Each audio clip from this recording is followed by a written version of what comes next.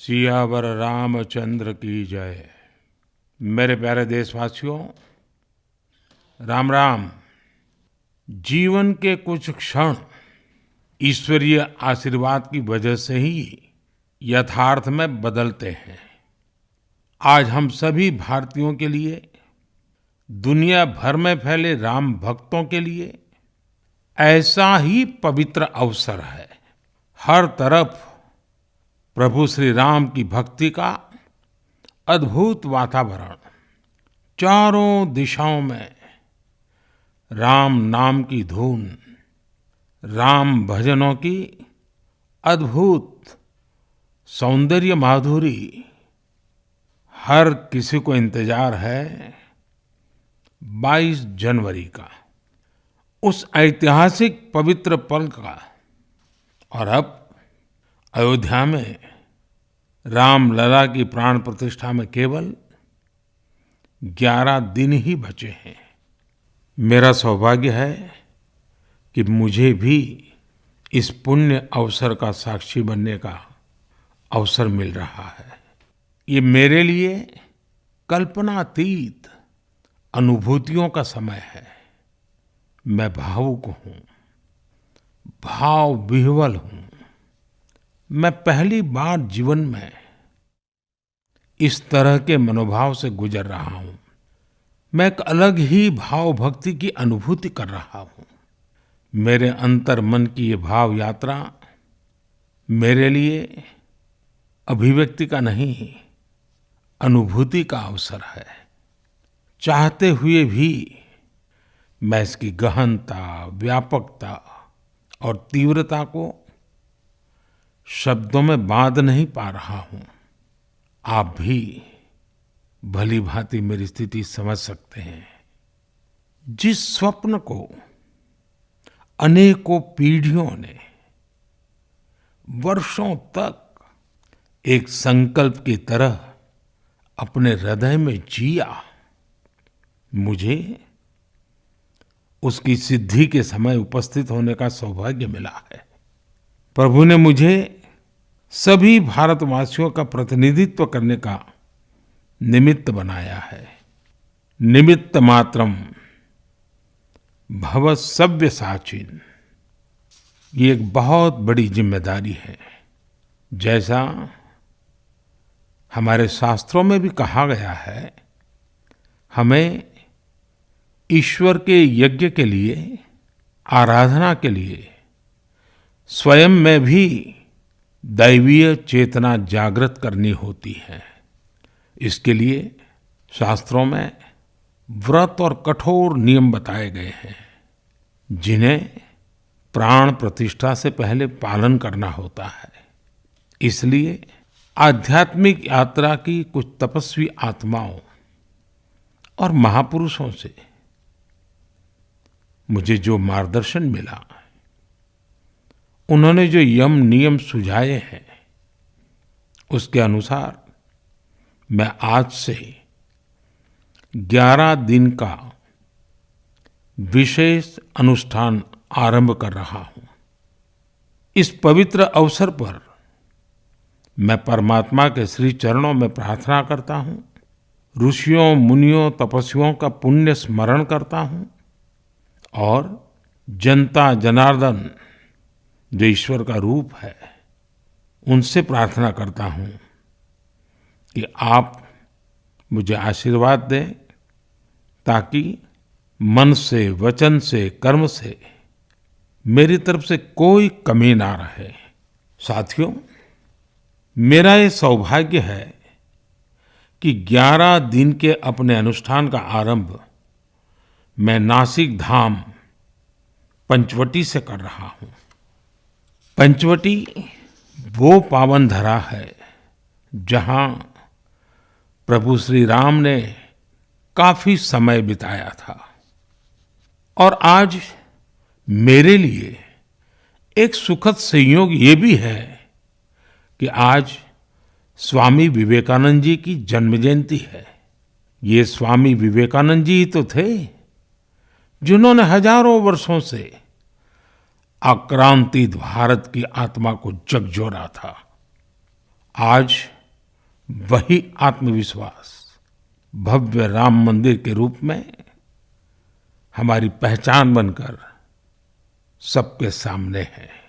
और सोने पर सुहागा देखिए, आज माता जीजाबाई जी की जन्म जयंती है। माता जीजाबाई जिन्होंने छत्रपति शिवाजी महाराज के रूप में एक महामानव को जन्म दिया था। आज हम अपने भारत को जिस अक्षुण्ण रूप में देख रहे हैं, इसमें माता जीजाबाई जी का बहुत बड़ा योगदान है। और साथियों, जब मैं माता जीजाबाई का पुण्य स्मरण कर रहा हूँ तो सहज रूप से मुझे अपनी माँ की याद आना बहुत स्वाभाविक है। मेरी माँ जीवन के अंत तक माला जपते हुए सीताराम का ही नाम भजा करती थी। साथियों, प्राण प्रतिष्ठा की मंगल घड़ी, चराचर सृष्टि का वो चैतन्य पल, आध्यात्मिक अनुभूति का वो अवसर, गर्भगृह में उस पल क्या कुछ नहीं होगा। साथियों, शरीर के रूप में तो मैं उस पवित्र पल का साक्षी बनूंगा ही, लेकिन मेरे मन में, मेरे हृदय के हर स्पंदन में 140 करोड़ भारतीय मेरे साथ होंगे। आप मेरे साथ होंगे, हर राम भक्त मेरे साथ होगा और वो चैतन्य पल हम सबकी साझी अनुभूति होगी। मैं अपने साथ राम मंदिर के लिए अपने जीवन को समर्पित करने वाले अनगिनत व्यक्तित्वों की प्रेरणा लेकर जाऊंगा। त्याग तपस्या की वो मूर्तियां, 500 साल का धैर्य, दीर्घ धैर्य का वो काल, अनगिनत त्याग और तपस्या की घटनाएं, दानियों की, बलिदानियों की गाथाएं, कितने ही लोग हैं जिनके नाम तक कोई नहीं जानता, लेकिन जिनके जीवन का एकमात्र ध्येय रहा है भव्य राम मंदिर का निर्माण। ऐसे असंख्य लोगों की स्मृतियां मेरे साथ होगी। जब 140 करोड़ देशवासी उस पल में मन से मेरे साथ जुड़ जाएंगे और जब मैं आपकी ऊर्जा को साथ लेकर गर्भगृह में प्रवेश करूंगा तो मुझे भी एहसास होगा कि मैं अकेला नहीं, आप सब भी मेरे साथ हैं। साथियों, ये 11 दिन व्यक्तिगत रूप से मेरे यम नियम तो है ही, लेकिन मेरे भाव विश्व में आप सब समाहित है। मेरी प्रार्थना है कि आप भी मन से मेरे साथ जुड़े रहें। रामलला के चरणों में मैं आपके भावों को भी उसी भाव से अर्पित करूंगा जो भाव मेरे भीतर उमड़ रहे हैं। साथियों, हम सब इस सत्य को जानते हैं कि ईश्वर निराकार है, लेकिन ईश्वर साकार रूप में भी हमारी आध्यात्मिक यात्रा को बल देते हैं।